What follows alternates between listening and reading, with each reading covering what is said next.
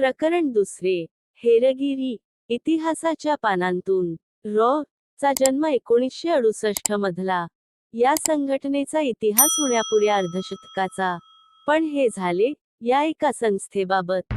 भारतीय हेरगिरीचा इतिहास पाहायचा तर मात्र आपणास थेट 5000 वर्ष मागे ऋग्वेद काळातच जावे लागेल. तिथे आपणास भेटेल वरुण हा आद्य गुप्तचर प्रमुख, तमाम गुप्तहेरांचा पूर्वज. आता ऋग्वेद म्हटले की आपणास काहीतरी गूढ आध्यात्मिक वाटते किंवा भलतेच तात्विक वगैरे.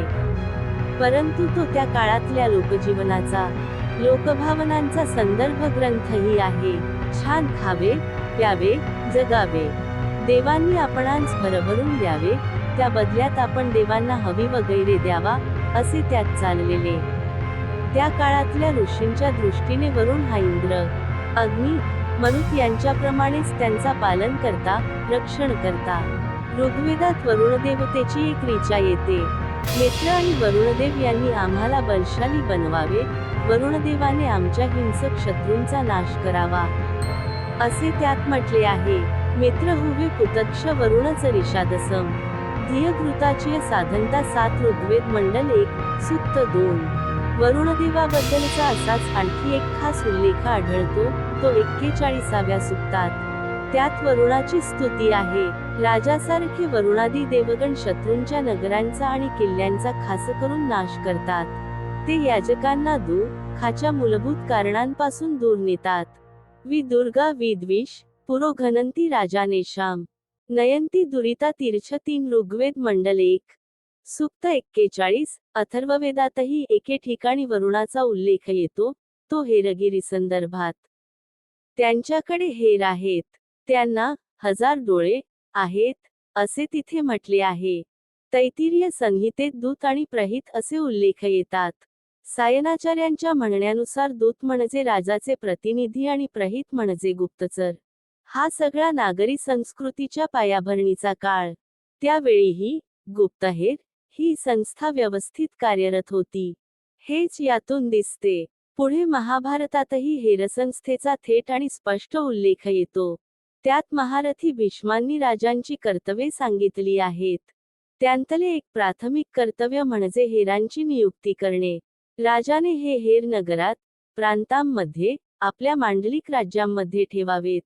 कोणीही त्यांच्या नजरेपासून सुटता कामा नये. भीष्म सांगतात, कोणीही म्हणजे अगदी राजपुत्र, राजाचे नातेवाईक आणि मित्र सुद्धा. या हेरांकडे आणखी एक महत्त्वाचे काम असे, ते म्हणजे त्यांनी सरकारी कारभार नेमका कसा चालला आहे, अधिकारी कशा प्रकारे काम करत आहेत, याची इत्थंभूत माहिती राजाला द्यायची. शिवाय राजा आणि राज्यकारभार यांबाबत लोकांची काय भावना आहे, तेही राजाला कळवायचे. थोडक्यात त्यांनी गुप्तचर आणि वार्ताहर अशी दोन्ही कामे करावीत. आजही महाभारतातील हा उपदेश पाळण्यात येतो. हे विशेष. सरकारच्या गुप्तचर संस्था तर असतातच, परंतु लोकभावना समजून घेण्यासाठीही पोलिसांची एक विशेष शाखा काम करत असते. राज्यकारभारातील गुप्तचरांचे महत्त्व जसे महारथी भीष्मांनी ओळखले होते, तसेच ते जाणले होते कौटिल्याने. किंबहुना कौटिल्याने हेरगिरीचे एक व्यवस्थित असे शास्त्रच रचले, त्याचे नियम घालून दिले, तेही इसवी सन पूर्व 4थ्या शतकात. त्या नियमांच्या पायावरच आजची भारतीय हेरयंत्रणा उभी आहे. कौटिल्य म्हणजेच चाणक्य किंवा विष्णुगुप्त. मगधातील नंद वंशाचा पात करून चंद्रगुप्त मौर्यास राज्यारूढ करणारे, चाणक्यनीती सांगणारे. कौटिल्यम अर्थशास्त्रम हा त्यांचा राजनीतिशास्त्रावरील ग्रंथ एकमेवाद्वितीय असा. त्यात राज्यकारभाराच्या विविध अंगांची चर्चा येते. गुप्तचर यंत्रणा हा त्याचाच एक भाग. अर्थशास्त्रातील खासकरून 7 ते 10 या प्रकरणांत त्यांनी हेरगिरीचा विचार केलेला आहे. कापटिक, उदास्थित, गृहपतिकव्यंजन, वैदेहकव्यंजन व तापसव्यंजन, तसेच सत्री, तीक्ष्ण, रसद आणि भिक्षुकी असे गुप्तहेरांचे 9 प्रकार ते सांगतात. कोण असत हे गुप्तचर? ते विद्यार्थ्यापासून संन्याशापर्यंत सर्व थरांतले असत. कौटिल्य सांगतात, दुसऱ्यांची रहस्ये जाणून घेण्यात कुशल असा विद्यार्थी, तो कापटिक. संन्यास घेऊन त्यापासून च्युत झालेला, परंतु बुद्धिमान तो उदास्थित. उपजीविकेचे साधन नसलेला परंतु बुद्धिमान आणि शुद्ध आचरणाचा शेतकरी म्हणजे गृहपतिक व्यंजन. असाच व्यापाऱ्याच्या वेशातला हेर म्हणजे वैदेहक व्यंजन. तपस्व्याच्या वेशातला तो तापस व्यंजन. राजाचे आप्त व संबंधी ते सत्री. प्राणाचीही पर्वा न करणारे शूरवीर ते तीक्ष्ण. परिव्राजिका झालेली दरिद्री, परंतु धीट ब्राह्मण विधवा ही भिक्षुकी हेर आणि स्वबांधवांबद्दल प्रेम नसलेले क्रूर वृत्तीचे हेर ते रसद, म्हणजे विष देणारे हेर. देशातील व परराज्यांतील गुप्त आणि बाह्य हालचालींची माहिती मिळवणे. परराज्यांत फितुरी माजवणे हे या हेरांचे काम. कोणाला फितूर करायचे, हेही कौटिल्यांनी सांगून ठेवलेले आहे. फितूर होऊ शकणाऱ्या 4 प्रकारच्या लोकांची यादीच त्यांनी दिली आहे. ते लोक म्हणजे क्रोध, भयभीत, लोभी आणि मानी. गुप्तचरांनी शत्रूंच्या राज्यात पगारावर नोकरी मिळवून गुप्त बातम्या काढण्यासाठी परस्परांशी ओळख न ठेवता राहावे, असेही त्यांनी सुचवले आहे. अशा शत्रुराष्ट्रांतील हेरांना त्यांनी उभयवेतन हेर, डबल एजंट, म्हटले आहे. आज जगाच्या पाठीवर असा एकही देश नाही, की तेथे हे असे उभयवेतन हेर नाहीत. कौटिल्यांच्या दूरदृष्टीचा आणखी एक नमुना म्हणून त्यांनी तापसव्यंजन हेरास नेमून दिलेल्या कामाकडे पाहता येईल. ते सांगतात, तपस्व्याचा वेश धारण केलेल्या या हेराने शहरापासून जवळच आपल्या शिष्यांसह वास करावा. त्या नगरात वैदेहक व्यंजनाचे म्हणजे व्यापाऱ्याच्या वेशातील हेराचे अनुयायी असणारच.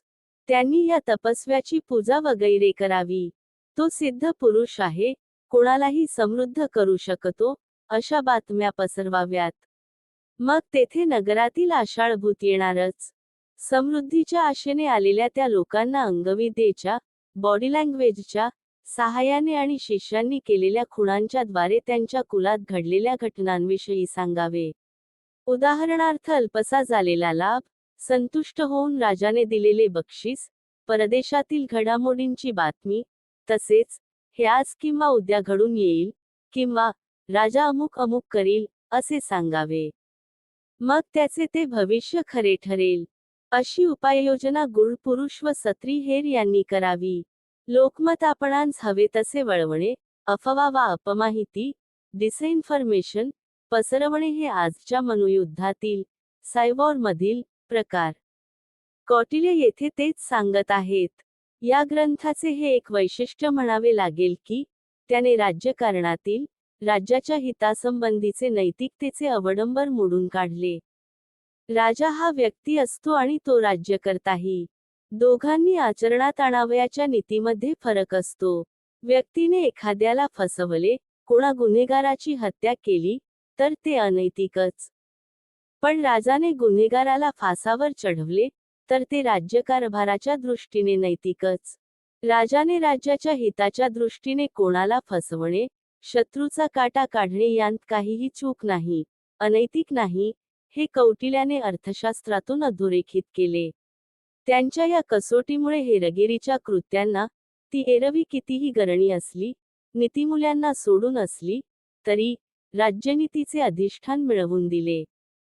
ही बाब आज च्या कारवायांचा विचार करताना अतिशय महत्त्वाची ठरते. कौटिल्याच्या या विचारांना धर्मशास्त्राने, कादंबरी कार बाणासारख्या विद्वान लेखकांनी त्याज्य मानले असले, तरी राज्यकारभारावर या विचारांचाच प्रभाव होता. म्हणजे पुढे सम्राट अशोकानेही जरी अहिंसा प्रधान बौद्ध धर्म स्वीकारला असला, तरी म्हणून त्याने आपले सैन्य विसर्जित केले नव्हते. कौशल सम्राट प्रसेनजित हा गौतम बुद्ध आणि महावीर यांचा समकालीन. त्यांची बहीण ही मगध सम्राट बिंबिसार यांची पत्नी. अजातशत्रू हा त्यांचा मुलगा. पुढे या अजातशत्रूनेच आपल्या पित्याची, बिंबिसार यांची हत्या केली. त्या धक्क्याने बिंबिसार यांची पत्नी आणि प्रसेनजित यांची बहीण हिचा मृत्यू झाला. त्यामुळे प्रसेनजित संतापला. त्याचे आणि अजातशत्रूचे युद्ध झाले. पहिल्यांदा त्यात प्रसेनजितचा पराभव झाला. पण हे पारडे पलटले, ते प्रसेनजितच्या पदरी असलेल्या हेरांमुळे. मोठी रंजक गोष्ट आहे तीर्थरूप. प्रसेनजित आणि अजातशत्रू यांच्यातील संघर्ष सुरू असतानाचा तो काळ. कौशलमधील एका धर्मशाळेत प्रसेनजित यांचा एक माजी अधिकारी मंतीदत्त आणि थेर धनुग्गह 30 मुक्कामी होते. एके रात्री शेकोटी पेटवून ते छान गप्पा मारत बसले होते.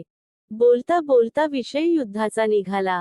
30 म्हणत होते की प्रसेनजितला युद्धकला माहीतच नाही.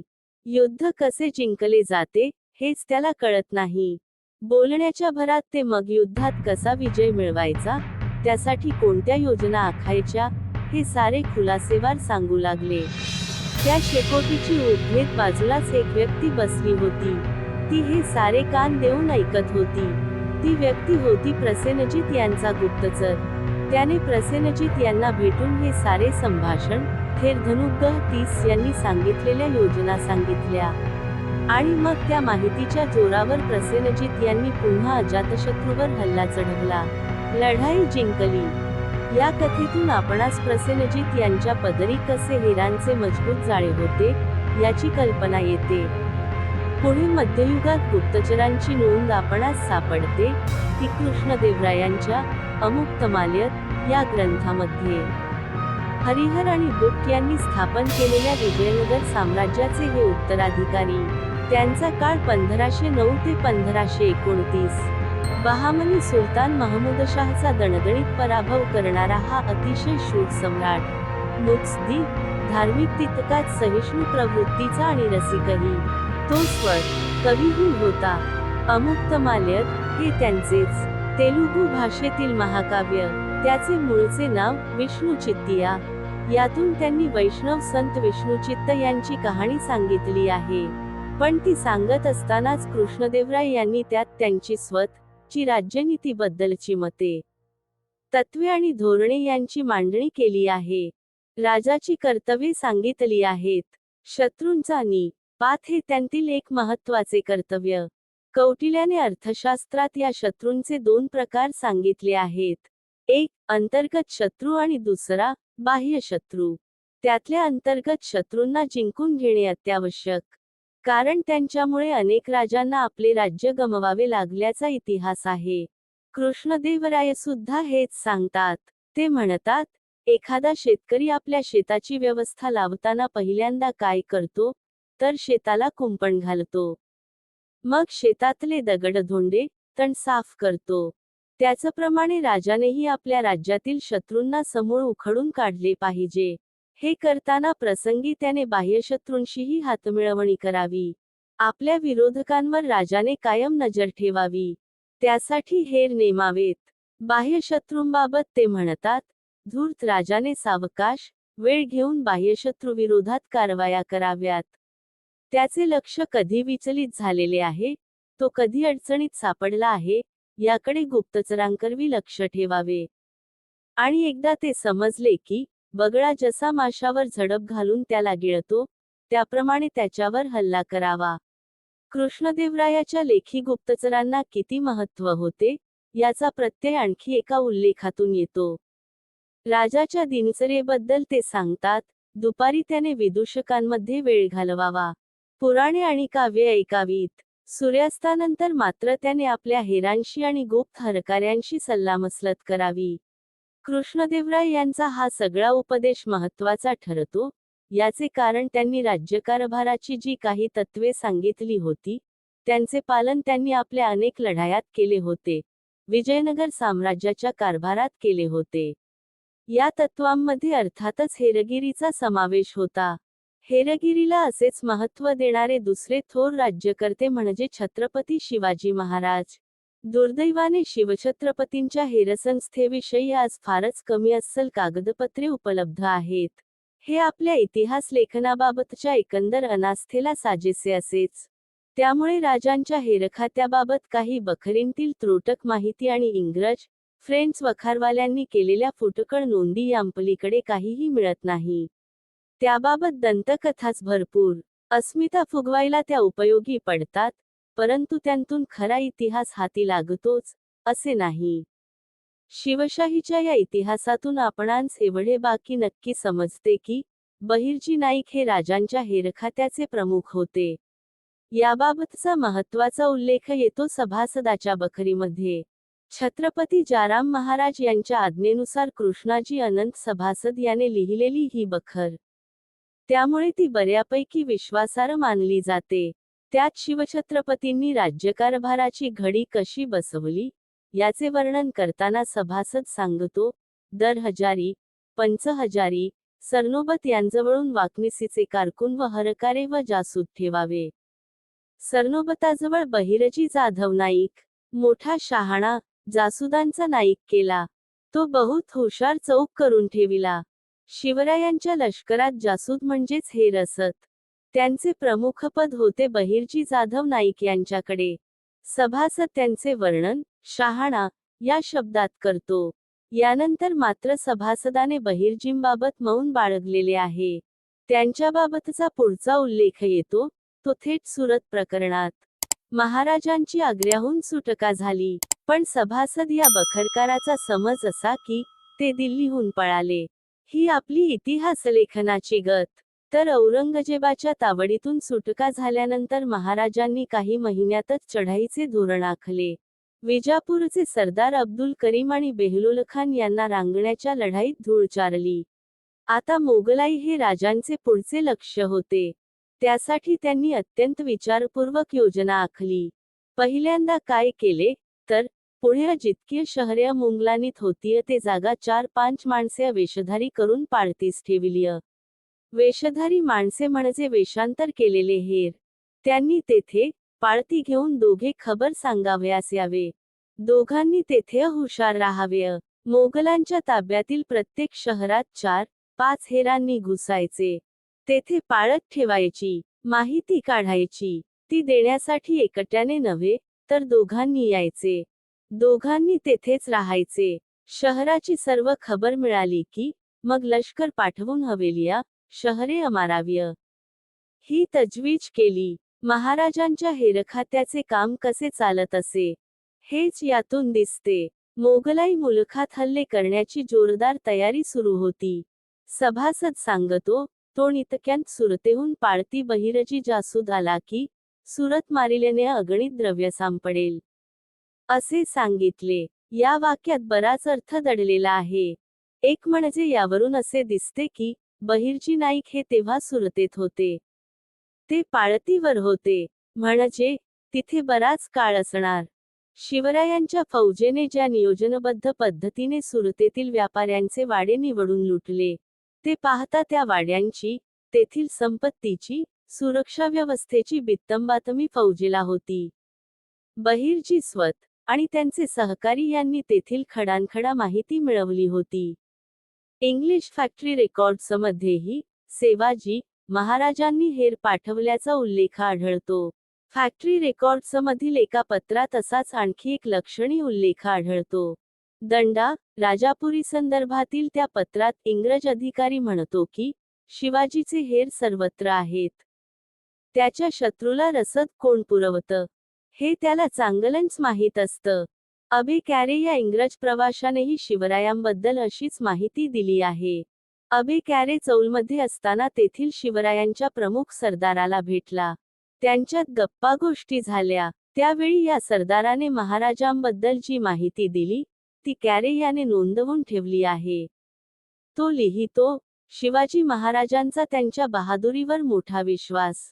बळाच्या जोरावर आपण काहीही करू शकतो हे त्यांना माहीत होते. पण ते हुशार होते. त्यामुळेच प्रत्येक दरबारात त्यांनी त्यांची माणसे, त्यांचे हेर पेरलेले होते. ते त्यांना तिथे काय चालले याची बित्तंबातमी देत असत. त्याबद्दल महाराज त्या हेरांना भरपूर वेतन देत असत. या खबरा त्यांना इतक्या तातडीने कळत असत की शेजारच्या राजाच्या दरबारात काय शिजते हे वेळीच समजून ते त्या राजावर हल्ला करण्यास सज्ज असत. महाराजांकडून या हेरांना चांगले वेतनही दिले जात असे. पांडिचेरीतील फ्रेंच दूतांनी हे नमूद केले आहे. या दूतांचे नाव जर्मेन आणि कॅटेल. ते प्रत्यक्ष महाराजांना भेटलेले, त्यांच्याशी बोललेले. ते सांगतात की ते शिवाजी राजे त्यांच्या गुप्तचरांना भरघोस वेतन देत असत. या हेरांकडून सातत्याने त्यांना माहिती मिळत दिली जात असे. तिचा उपयोग त्यांना त्यांच्या मोहिमांमध्ये होत असे. फ्रँक्वा मार्टिन हा पांडिचेरीचा संस्थापक त्याने त्याची दैनंदिनी लिहून ठेवली होती. त्यात फ्रेंच दूतांनी सांगितलेली ही माहिती नोंदवलेली आहे. आग्र्याहून सुटका, शाहिस्तेखानावरील हल्ला, अफझलखान वध अशा अनेक प्रकरणांमध्ये नक्कीच या हेरयंत्रणेचा महाराजांना उपयोग झाला असावा. पण त्याबद्दल चोख नोंदी नाहीत. जे उल्लेख आहेत, ते केवळ कथा, कादंबऱ्यांतले. बहिर्जी नाईक जाधव हे महाराजांचे हेरप्रमुख. परंतु त्यांच्या कारवायांबद्दलचे अधिकृत उल्लेखही सुरत आणि जालनापूर प्रकरणातच सापडतात. दक्षिण दिग्विजयाच्या अंतिम टप्प्यात 1679 मध्ये शिवरायांनी जालना शहर लुटले. ती लूट घेऊन ते रायगडाकडे निघाले असताना मुघल सरदार रणमस्तखानाच्या फौजेने त्यांना पाठीमागून नेऊन गाठले. संगमनेरजवळच्या रायतेवाडी येथे सिदोजी निंबाळकरांनी 5000 मावळ्यांसह रणमस्तखानाच्या फौजेला अडवून धरले. दरम्यानच्या काळात औरंगाबादहून रणमस्तखानास सहाय्य करण्यासाठी केसरीसिंह आणि सरदार खान यांच्या नेतृत्वाखाली कुमक धाडण्यात आली. महाराजांना वेढ्यात अडकवण्याचा त्यांचा डाव होता. पण केसरीसिंहाने आधीच महाराजांना सावध केले होते. येथेही शिवरायांच्या कूटनीतीचे कौशल्य दिसून येते. केसरीसिंहाला महाराजांनी आधीच फितवलेले होते. त्याचा निरोप मिळताच महाराज तेथून निसटले. त्यावेळी बहिर्जी नाईक त्यांच्यासोबत होते. बहिर्जींच्या सल्ल्याने त्यांनी दाखवलेल्या चोरवाटेने महाराजांचे सैन्य तेथून निसटले आणि सुखरूप पट्टागडावर, विश्रामगड, पोहोचले. शिवरायांच्या हेरयंत्रणेबद्दल ही जी काही माहिती मिळते, त्यावरून एक गोष्ट स्पष्ट होते की कौटिल्याची युद्धनीती महाराजांनी चांगलीच आत्मसात केली होती. गुप्तचर हे राजाचे कान आणि डोळे आहेत, ते राजाचे बलिष्ठ हात आहेत. हे त्यांनी जाणले होते. आपल्या राष्ट्रपुरुषांच्या याच जाणीवेच्या, हेरसंस्थेच्या याच इतिहासाच्या पायावर पुढे स्वतंत्र भारतातील आपल्या हेरसंस्था उभ्या राहिल्या. त्यांचा जन्म झाला, तो मात्र ब्रिटिशांच्या हेरयंत्रणेतून. व्यापारी म्हणून आलेले ब्रिटिश नंतर राज्यकर्ते कसे बनले, हा इतिहास वेगळा सांगण्याची आवश्यकता नाही. तो सगळ्यांनाच माहीत आहे. पण या सर्व प्रवासामध्ये प्रारंभी ईस्ट इंडिया कंपनीच्या अधिकाऱ्यांना अनेकदा पराभवाचा, मानहानीचा सामना करावा लागला होता. त्याचे कारण होते माहितीच्या अभावामध्ये.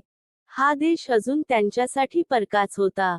येथील भूमी, डोंगर, दर्या, घनदाट अरण्ये, येथील लोक आणि त्यांची संस्कृती यांबाबत ब्रिटिश अजून अनभिज्ञ होते. ते समजून घेण्याचे त्यांचे प्रयत्न सुरू होतेच. ब्रिटिश सैन्यातला अवघ्या 23 वर्षांचा एक तरुण लेफ्टनंट मराठीचा भला मोठा 25,000 शब्दांचा कोश तयार करतो, ते काही उगाच नाही. या तरुणाचे नाव जेम्स थॉमस मोल्सवर्थ. त्याच्याही आधी लेफ्टनंट कर्नल व्हान्स केनेडी यांनी मराठी, इंग्रजी शब्दकोश तयार केला होता. हे सर्व हा देश, येथील माणसे जाणून घेण्यासाठी. अशी सर्व प्रकारची माहिती राज्यकारभारासाठी, संरक्षणासाठी हवीच असते. सुरुवातीला ब्रिटिशांचे गुप्तचर जाळे छोटे होते, खबरे कमी होते. मराठे आणि म्हैसूर यांच्याशी झालेल्या युद्धात 1778 व 1783 इंग्रजांची मोठी हानी झाली, ती शत्रूबद्दलच्या पुरेशा माहितीच्या अभावामुळेच. हळूहळू यात बदल होत गेला. कंपनी सरकारने हिंदुस्थानातील विविध प्रांतांत आपले खबऱ्यांचे, हरकाऱ्यांचे जाळे तयार केले. लष्करात स्वतंत्र गुप्तचर पथके स्थापन करण्यात आली. हिंदुस्थानातील काही समाज या व्यवसायात पहिल्यापासून रुळलेले होते. उदाहरणार्थ, राजस्थानातील मेविया, टिपू सुलतानाच्या पदरी हरकारे होते. त्यांत प्रामुख्याने कर्नाटकातील बेड समाजाचा समावेश असे. त्यांनाही ब्रिटिशांनी सेवेत घेतले.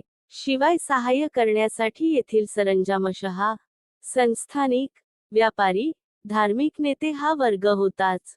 या सर्व व्यवस्थेचा फायदा त्यांना झाला, तो 1857 च्या बंडात. या बंडाच्या काळात आग्र्यामध्ये विल्यम मूर यांच्या नेतृत्वाखाली गुप्तचर संघटना बांधण्यात आली होती. त्यांच्या अत्यंत विश्वासातला एक हेर होता.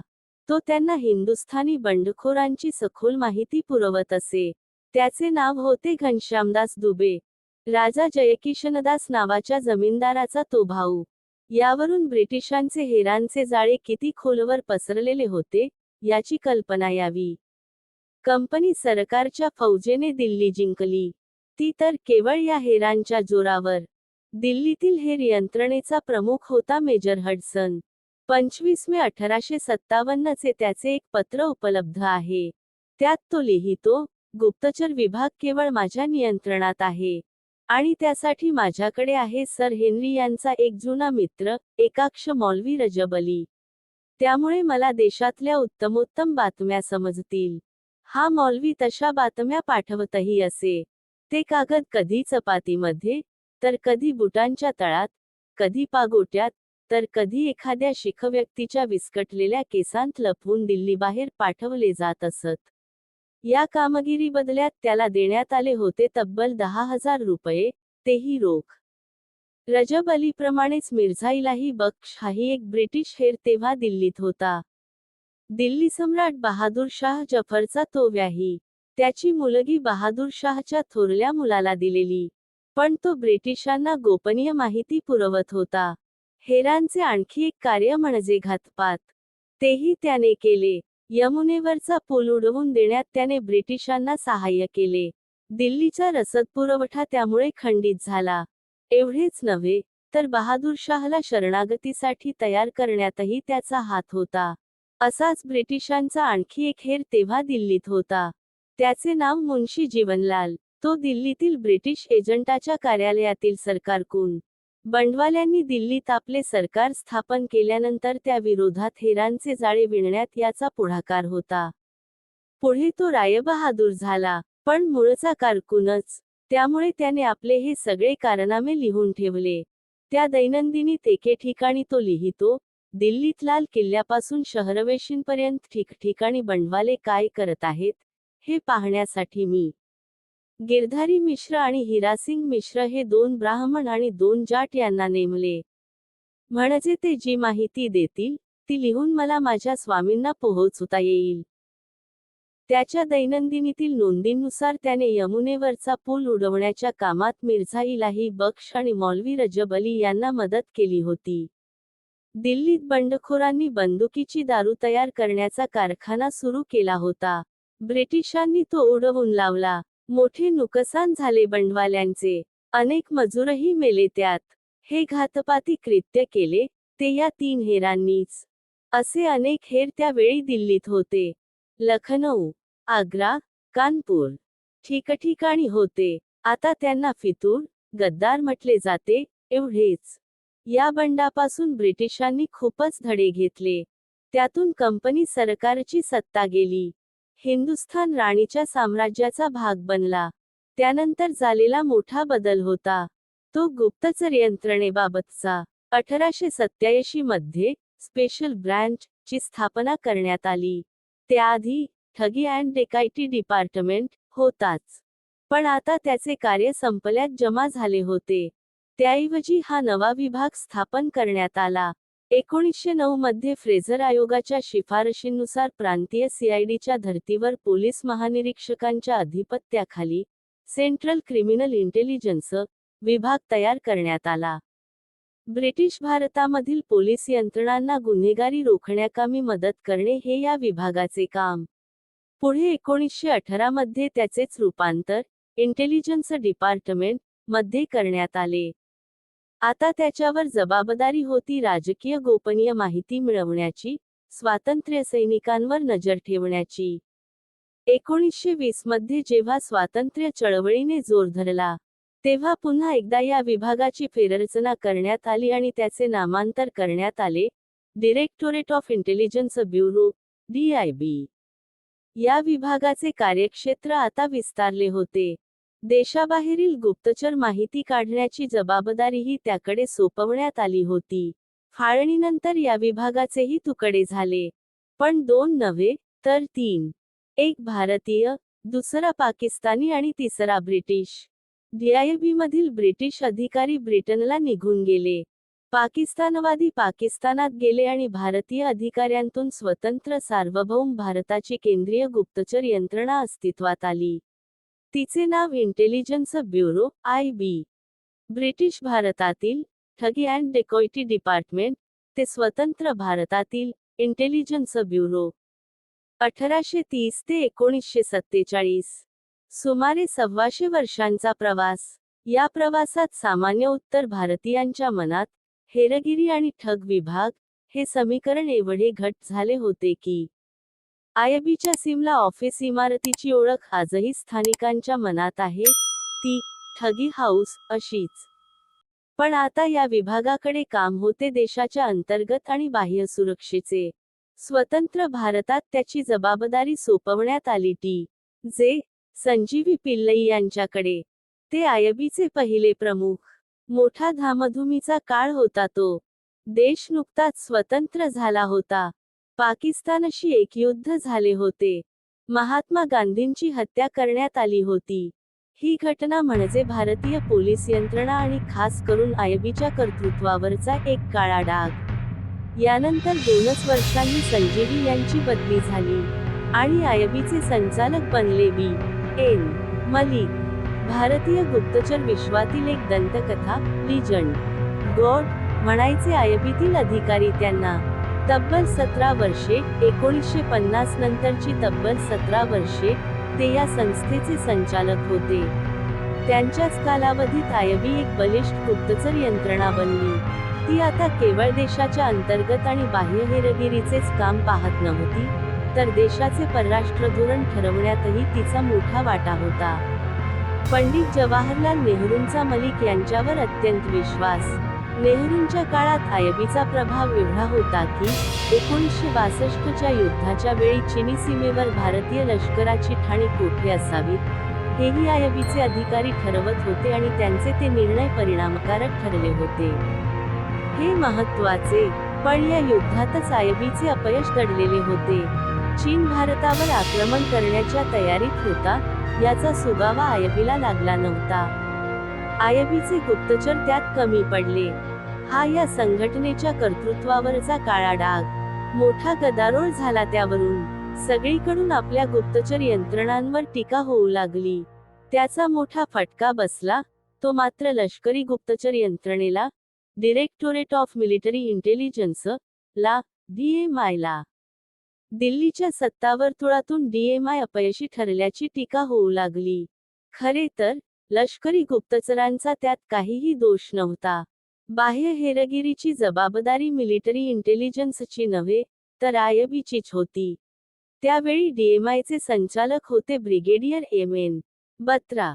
त्या दोषारोपांनी ते वैतागलेच. देशाला आता तातडीने एका बाह्य हेरगिरी यंत्रणेची आवश्यकता असल्याचे त्यांना वाटू लागले. तेव्हा लष्करप्रमुख होते जनरल जयंतो नाथ चौधरी. त्यांना जाऊन बत्रा भेटले.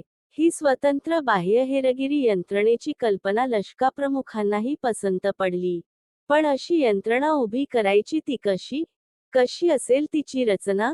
त्याचा अभ्यास करण्यासाठी चौधरी बत्रांना घेऊन अमेरिका आणि ब्रिटन येथे गेले. तेथील गुप्तचर यंत्रणांची कार्यपद्धती त्यांनी समजून घेतली. तेथून परतल्यानंतर बत्रा यांनी या नव्या संघटनेची रूपरेषा मांडणारा अभ्यास अहवाल लिहिला.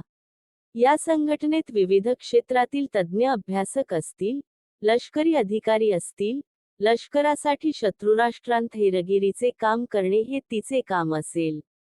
अमेरिकेची सेंट्रल इंटेलिजन्स एजन्सी CIA आणि ब्रिटनची MI6 यांच्या धर्तीवर तिचे स्वरूप असेल, असे मत बत्रा यांनी मांडले.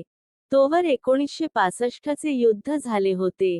तेव्हाही आयबी गुप्तमाहिती गोळा करण्यात कमी पडल्याची टीका होत होती. ती सर्वच टीका निराधार असल्याचे R.K. यादव यांच्यासारख्या माजी अधिकाऱ्यांचे म्हणणे आहे.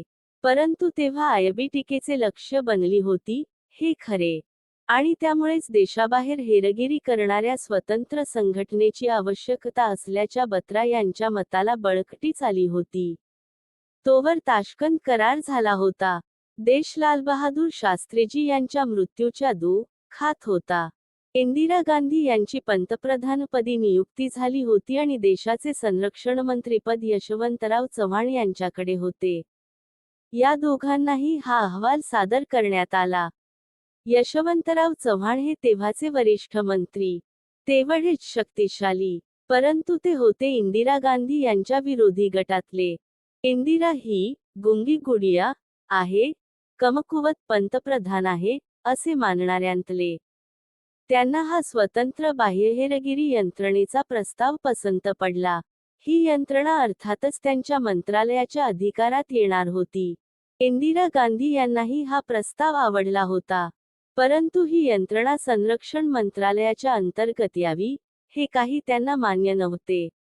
त्यांनी ठरवले, स्वतंत्र संघटना उभारायची. परंतु तिच्यावर नियंत्रण असेल पंतप्रधान कार्यालयाचे. निर्णय झाला. पण त्याची जबाबदारी कोणावर सोपवणार? त्यासाठी तेवढीच तगडी व्यक्ती आवश्यक होती. तेव्हा इंदिरा गांधी यांच्यासमोर एकच नाव आले, रामेश्वरनाथ काव. कोण होते ते?